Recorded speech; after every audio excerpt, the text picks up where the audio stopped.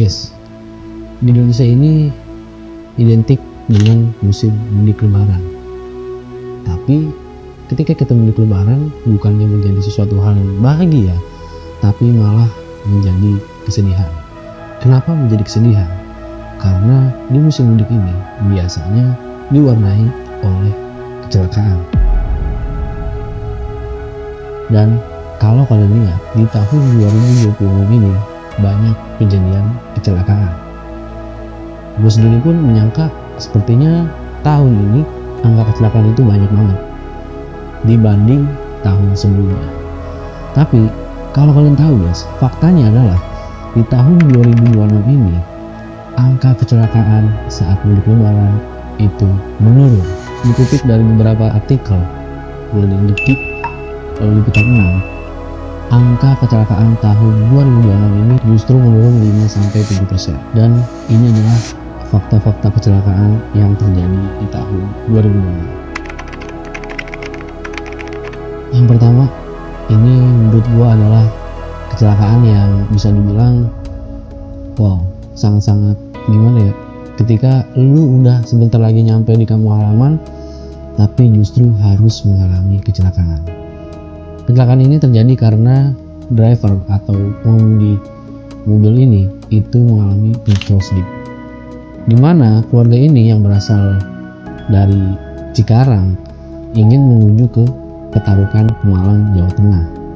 Disusul ada kecelakaan dari perusahaan otobus yang bisa dibilang itu bukan perusahaan otobus dari kami, tapi itu PO dari luar. Mobil tidak bisa ngerem atau remnya itu nggak nyampe dan harus menabrak banyak kendaraan pribadi. Lalu ada juga kecelakaan yang mobil pribadi menabrak pembatas jalan. Mungkin kalau teman-teman lihat ada pembatas jalan yang bisa masuk ke dalam mobilnya. Kenapa kecelakaan ini bisa terjadi? Ini ada alasan dan fakta. Yang menjadi penyebab utama adalah kelelahan.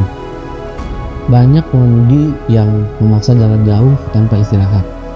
Dan kalau misalkan dilihat dari sosmed atau kita scroll memang banyak yang udah ngantuk tapi dipaksain. Akhirnya kalau ngantuk hilang fokus dan kecelakaan yang bisa dihindari. Lalu yang selanjutnya, ada motor masih paling berisiko. Di mudik lebaran, apalagi di Indonesia, banyak pemudik-pemudik yang menggunakan motor dan ini lebih rentan untuk mengalami kecelakaan. Salah satunya mungkin nggak ada pelindung yang yang bikin kita safety banget gitu.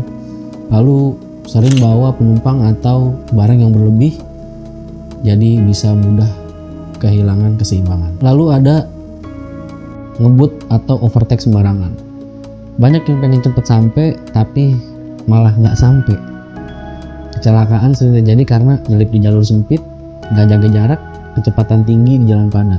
Yaitu tadi yang bilang ada perusahaan otobus yang jalan lagi padat, di situ nggak bisa ngerem itu nggak nyampe, jadi akhirnya ya nabrak. Mungkin itu teman-teman fakta tentang kecelakaan mudik lebaran di tahun 2026 ini, yang kalau misalkan kalian lihat nilai kecelakaan yang lebih tinggi, justru malah turun 5-7%. Dan buat teman-teman tetap stay safe ketika kalian melakukan perjalanan. Pastikan lagi tubuh kalian harus fit dan kendaraan kalian juga harus fit.